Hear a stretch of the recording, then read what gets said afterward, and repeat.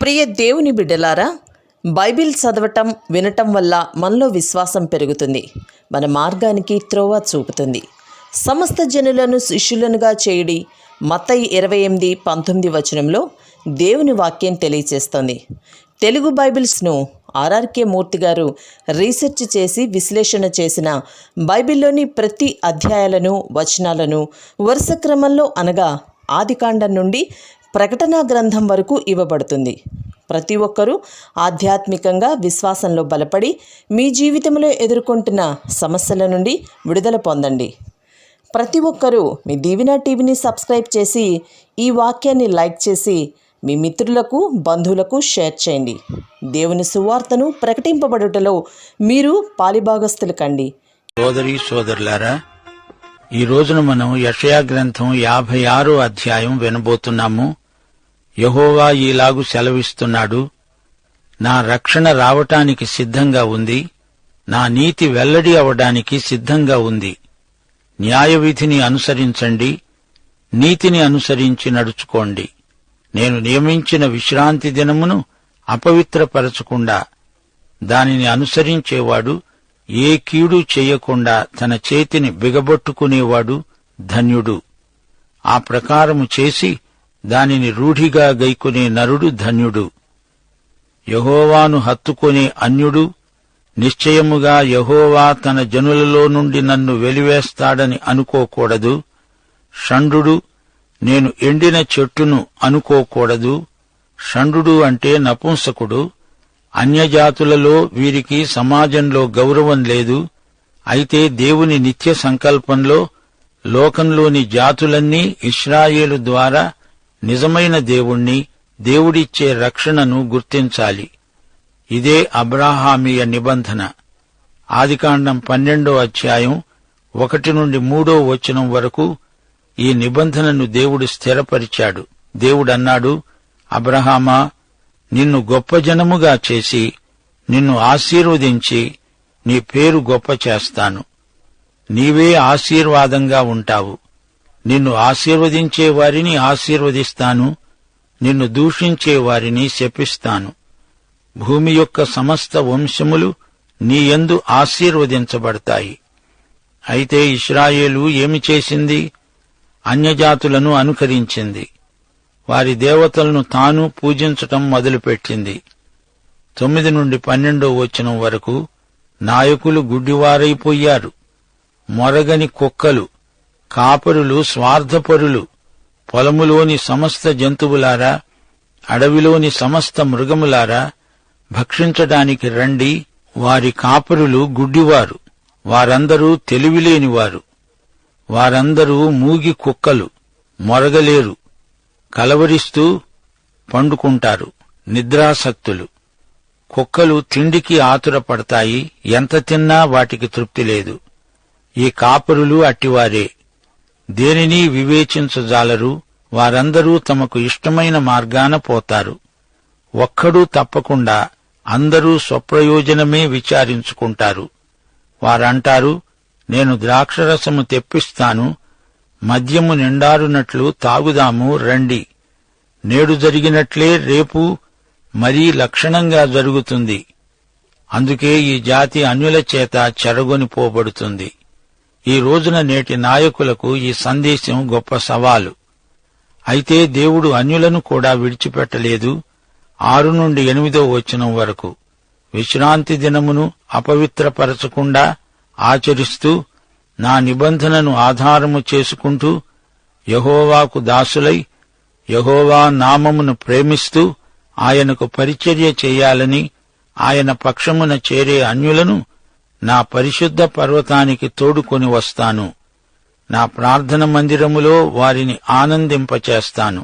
నా బలిపీఠము మీద వారు అర్పించే దహన బలులు నాకు అంగీకారములవుతాయి. నా మందిరము సమస్త జనులకు ప్రార్థన మందిరమనబడుతుంది. ఇశ్రాయేలీయులలో వెలివేయబడిన వారిని సమకూర్చే ప్రభువైన యెహోవా వాక్కు ఇదే: నేను సమకూర్చిన ఇశ్రాయేలు వారికి పైగా ఇతరులను సమకూరుస్తాను, షండులను నపుంసకులను కూడా చేర్చుకుంటాను అంటున్నాడు దేవుడు. 4-5 వచనాలు. నేను నియమించిన విశ్రాంతి దినాలను ఆచరిస్తూ నాకిష్టమైన వాటిని కోరుకుంటూ నా నిబంధనను ఆధారము చేసుకుంటున్న షండులను గూర్చి యెహోవా ఈలాగు సెలవిస్తున్నాడు. నా ఇంటిలో నా ప్రాకారములలో ఒక భాగము వారికిస్తాను. కొడుకులు కూతుండ్లు అని అనిపించుకోవడం కంటే శ్రేష్టమైన పేరు వారికి పెడుతున్నాను. కొట్టివేయబడని నిత్యమైన పేరు వారికి పెడుతున్నాను. ద్వితీయోపదేశకాండం 23వ అధ్యాయం 1వ వచనంలో దేవుడు పెట్టిన ఆంక్షలు 1000 ఏండ్ల పాలనలో తొలగిపోతాయి. మరో శుభవార్త, యేసుక్రీస్తునందు యూదులకు అన్యులకు మధ్య ఉన్న గోడ పడగొట్టబడింది. ఏ పాపి అయినా జాతి మత కుల వివక్షత లేకుండా రక్షకుని వద్దకు రావచ్చు. దేవుడు అంగీకరిస్తాడు, పాపిని క్షమిస్తాడు, రక్షిస్తాడు. ఈ పరమసత్యం ఎఫెసీ పత్రిక 2వ అధ్యాయంలో తేట తెల్లం చేయబడింది. స్వభావసిద్ధముగా దైవోగ్రతకు పాత్రులైన వారిని దేవుడు కృపచేత రక్షించాడు. దేవుడు కరుణాసంపన్నుడు. దేవుని మహాప్రేమ ఎంత గొప్పదో గుర్తించండి. దేవుని కృపామహదైశ్వర్యమునకు మనము వారసులం. మనము విశ్వాసము ద్వారా కృపచేతనే రక్షించబడ్డాము. క్రీస్తు యేసునందు మనము నూతన సృష్టి. మునుపు దూరస్థులైన అన్యులు ఇప్పుడు క్రీస్తు యేసునందు క్రీస్తు రక్తము వలన సమీపస్థులు. యేసు యూదులను అన్యులను తన యందు ఏకం చేశాడు. ఈ విధంగా సంధి చేస్తూ ఈ ఇద్దరినీ తన యందు ఒక్క నూతన పురుషునిగా సృష్టించాడు. యేసు ప్రభువు తన శిలువ వలన ఆ ద్వేషాన్ని సంహరించి దాని ద్వారా వీరిద్దరిని ఏక శరీరముగా చేసి దేవునితో సమాధానపరిచాడు. ఆయన ద్వారానే ఉభయులు ఒక్క ఆత్మయందు తండ్రి సన్నిధికి చేరగలుగుతున్నారు. ఇక మీదట వీరు పరజనులు, పరదేశులు కారు, పరిశుద్ధులతో ఏకపట్టణస్థులు, దేవుని ఇంటివారు. క్రీస్తు యేసే ముఖ్యమైన మూలరాయి. మనమందరము ఆత్మమూలముగా దేవునికి నివాస స్థలమై ఉండడానికి క్రీస్తునందు కట్టబడుతున్నాము. దేవునికి స్తోత్రం. మత్తయి సువార్త 21వ అధ్యాయం 13వ వచనంలో యేసు ప్రభువు దేవాలయాన్ని శుద్ధి చేసిన సందర్భంలో యెషయా 56వ అధ్యాయం 7వ వచనాన్ని ఉదహరించాడు. యేసు దేవాలయంలో ప్రవేశించి క్రయ విక్రయాలు చేసేవారినందరిని వెళ్లగొట్టి రూకలు మార్చేవారి బలలను, గువ్వలమ్మే వారి పీఠములను పడద్రోసి, నా మందిరము ప్రార్థన మందిరము అనబడుతుంది, మీరు దానిని దొంగల గుహగా చేశారు అన్నాడు. శ్రోతలు వింటున్నారా? యేసు ప్రభువు యెషయా గ్రంథం నుంచి ఉదహరించాడు. మతనాయకులు చేసిన నిర్వాకమిది. ఆరాధన స్థలాన్ని దొంగల గుహగా, వ్యాపారపు టిల్లుగా మార్చారు. ఇశ్రాయేలు వారు అన్యులను యెహోవా వైపునకు ఆకర్షించాల్సింది పోయి వారికి దేవునికి మధ్య తామే అడ్డుబండలుగా ఉన్నారు. ఈ రోజున మన పరిస్థితి ఎలా ఉందంటారు? మన సంఘారాధనలకు హాజరైన ఇతరులు ఏమనుకుంటున్నారు? 1 కొరింథీ 14వ అధ్యాయం 23 నుండి 25వ వచనం వరకు ఒక అవిశ్వాసి లోపలికి వచ్చి బోధ వలన తాను పాపిని అని గ్రహించి అతని హృదయ రహస్యములు బయలుపడగా దేవుడు నిజముగా మనలో ఉన్నాడని ప్రచురము చేస్తూ అతడు సాగిలపడి దేవునికి నమస్కారము చేసేటట్లు ఉండాలి. అంతేకాని దేవుని నామము మనలను బట్టి అన్యుల మధ్య దూషించబడకూడదు. సోదరీ సోదరులారా, వింటున్నారా? యెషయా గ్రంథం 56వ అధ్యాయంలో ఎన్నెన్నో అద్భుతమైన పరమసత్యాలు పొందుపరచబడి ఉన్నాయి. ఈ 56వ అధ్యాయం కూడా 53వ అధ్యాయంలాగే ఉంది. శిలువపైని యేసు చేసిన త్యాగయాగాన్ని బట్టి యూదులకు తదితరులకు రక్షణ. 1000 ఏండ్ల పరిపాలనలోకి ఈ అధ్యాయం మన దృష్టిని మరల్చుతుంది. లోకంలో సమస్త ప్రజలకు అది సువర్ణయుగం. ఇశ్రాయేలుతో దేవుడు చేసుకున్న నవనిబంధన. యేసుక్రీస్తు తన కొండమీది ప్రసంగంలో మోషే ధర్మశాస్త్రాన్ని ఇంకా ఎత్తుకు పెంచి కృపాసహితమైన ఉన్నత నైతిక ప్రమాణాలను దేవుని రాజ్యనీతిగా ప్రబోధించాడు. యేసుక్రీస్తు రాజ్యమేలినప్పుడు కొండమీది ప్రసంగం అమలులో ఉంటుంది. దేవుని రాజ్యమును నీతిని మనం వెతుకుతున్నాము. ఆ రోజున అదే దేవుని రాజ్యనీతి అవుతుంది. దేవునికి స్తోత్రం. 56వ అధ్యాయంలో దేవుని రాజనీతి ప్రస్తావించబడింది. ఇది ప్రవచనం కాదు, ప్రయోగం. ఈ అధ్యాయంలో సందేశం మనలను పరిశుద్ధ జీవితానికి ప్రేరేపిస్తుంది. 1 యోహాను 3వ అధ్యాయం 3వ వచనం, ప్రభువునందు నిరీక్షణ గల ప్రతివాడు ఆయన పవిత్రుడై ఉన్నట్టుగా తనను తాను పవిత్రునిగా చేసుకుంటాడు. ప్రవచనాలు మనలో పవిత్రీకరించే నిరీక్షణను కలిగిస్తాయి. ధర్మశాస్త్రంలోని నైతిక ప్రమాణాన్ని మరీ హెచ్చించాడంటే మీకు ఆశ్చర్యమనిపిస్తోందా? యేసు ప్రసంగం చేసిన కొండ సీనాయి కొండ కంటే మరీ ఎత్తైనదని మరిచిపోకండి. మత్తయి సువార్త 5వ అధ్యాయం 22వ వచనం ఒక్కసారి గమనించండి. ప్రభు అన్నాడు, తన సహోదరుని మీద కోపపడే ప్రతివాడు విమర్శకు లోనవుతాడు. తన సహోదరుణ్ణి చూచి వ్యర్థుడా అని చెప్పేవాడు మహాసభకు లోనవుతాడు. ద్రోహి అని చెప్పేవాడు నరకాగ్నికి లోనవుతాడు. ఈ నైతిక ప్రమాణాన్ని ఎవరు పాటించగలరు? ఈ శిక్ష నుండి ఎవరు తప్పించగలరు? తప్పించగలవాడు యేసుక్రీస్తే. ఆయన రాజ్యంలో నేరాలు, దౌర్జన్యాలు ఉండవు. అందరికీ క్షేమము, భద్రత. దొంగతనాలు, హత్యలు, మానభంగాలు ఉండవు.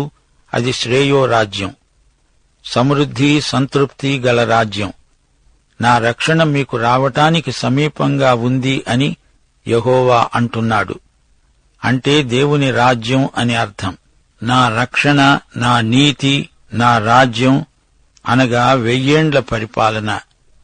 ఈ సందర్భంలో రక్షణ అంటే ఇశ్రాయేలు జాతీయ రక్షణ. రోమాపత్రిక 11వ అధ్యాయం 26వ వచనంలో అపొస్తలుడైన పౌలు ఇదే అంశం ప్రస్తావించాడు. విమోచకుడు సీయోనులో నుండి వచ్చి యాకోబులో నుండి భక్తిహీనతను తొలగిస్తాడు. నేను వారి పాపములను పరిహరించినప్పుడు నా వలన వారికి కలిగే నిబంధన ఇదే అని వ్రాయబడినట్లు ఇశ్రాయేలు జనులందరూ రక్షించబడతారు. రాబోయే రాజ్యం దృష్ట్యా వారు న్యాయంగా ప్రవర్తించాలి. అలాగే ఈ రోజున మనం కూడా రాబోయే యేసు రాకడ దృష్ట్యా పరిశుద్ధంగా బ్రతకాలి అనే ప్రేరేపణ మనకు కలుగుతున్నది. 1000 ఏండ్ల రాజ్యంలో సబ్బాతు ప్రస్తావన ఉంది. మనకైతే ఇది కృపాయుగం. కొలసీ పత్రిక 2వ అధ్యాయం 16వ వచనం ఈ రోజున మన ప్రవర్తన ప్రమాణం. అన్నపానముల విషయములోనైనా, పండుగ, అమావాస్య, విశ్రాంతి దినము అనే వాటి విషయములోనైనా మీకు తీర్పు తీర్చడానికి ఎవరికీ అవకాశమివ్వకండి. 1000 ఏండ్ల రాజ్యంలో తిరిగి సబ్బాతు అమల్లోకి వస్తుంది. ధర్మశాస్త్రం ప్రకారం బహిష్కరించబడిన వారందరూ దేవుని వైపు తిరిగి రాజ్య పౌరులవుతారు. దేవునికి ఎంతో ప్రియమైన పిల్లలవుతారు. అన్యులకు దేవుడు నూతన హృదయమిస్తాడు.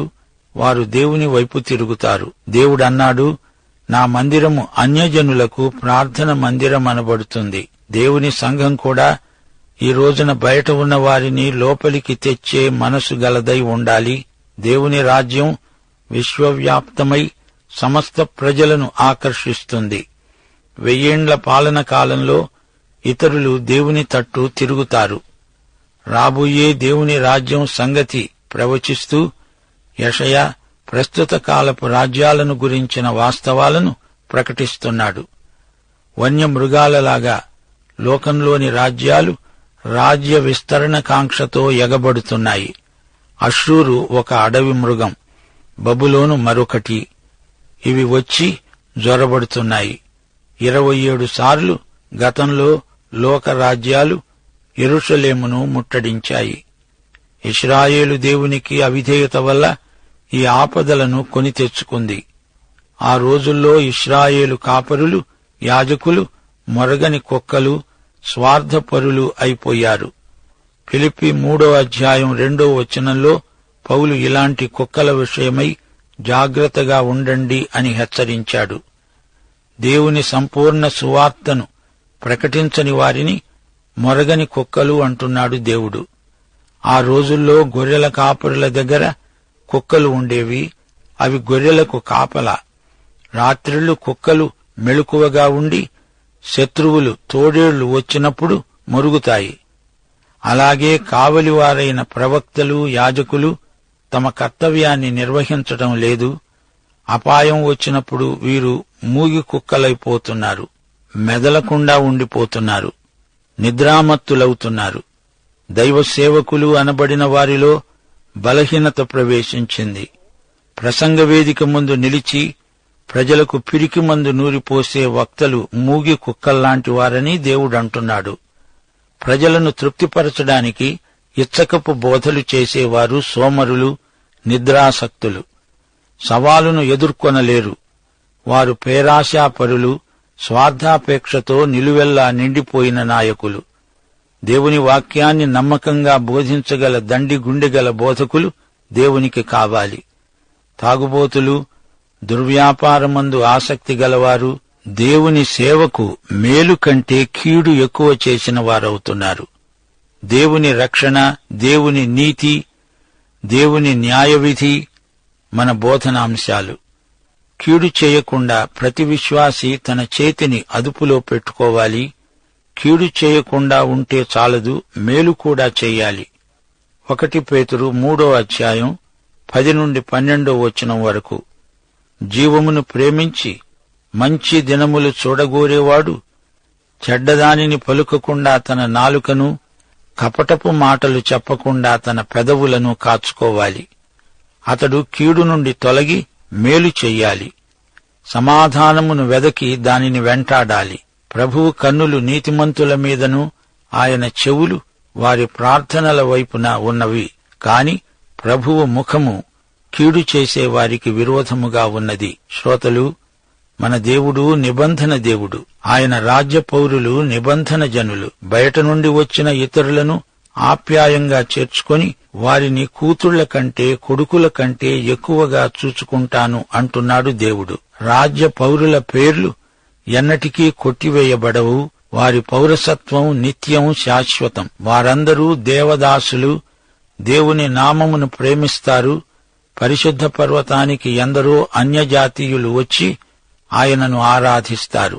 ప్రార్థన మందిరంలో వారి ఆనందానికి అవధులుండవు. అన్యులు కూడా ఆయన వైపు మరలిన వారై ప్రార్థన మందిరములో దేవునికి ప్రార్థన చేస్తారు. వెలివేయబడిన వారిని సమకూరుస్తాడు దేవుడు. ఇదెక్కడి విడ్డూరం!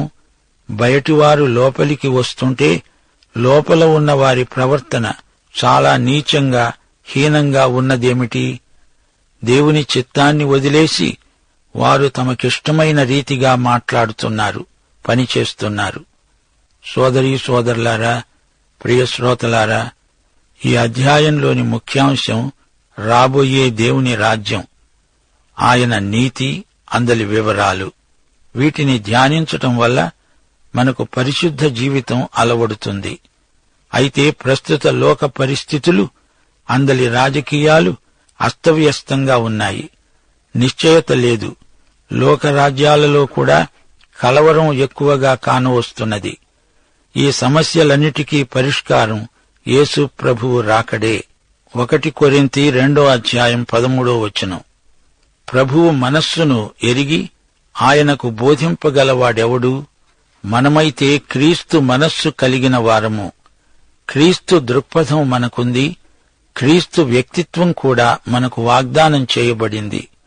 ఫిలిప్పి 4:13 నన్ను బలపరచువాని యందే నేను సమస్తము చేయగలను. ప్రియ శ్రోతలు, మనలో ఉండి మనలను సర్వసత్యములోనికి నడిపించేవాడు పరిశుద్ధాత్మ. లోక మర్యాదను అనుసరింపక రూపాంతరం పొందుతూ ఉండాలి. కీర్తనలు 111:10 ఈ పాఠం ముగిస్తున్నాము. యెహోవాయందలి భయము జ్ఞానమునకు మూలము. ఆయన శాసనములను అనుసరించే వారందరూ మంచి వివేకము గలవారు. ఆయనకు నిత్యము స్తోత్రము కలుగుతున్నది. మన ప్రభువైన యేసుక్రీస్తు వారి కృప, తండ్రి అయిన దేవుని ప్రేమ, పరిశుద్ధాత్మ అన్యోన్య సహవాసము మనకందరికీ సదాకాలము తోడై ఉండునుగాక. ఆమేన్.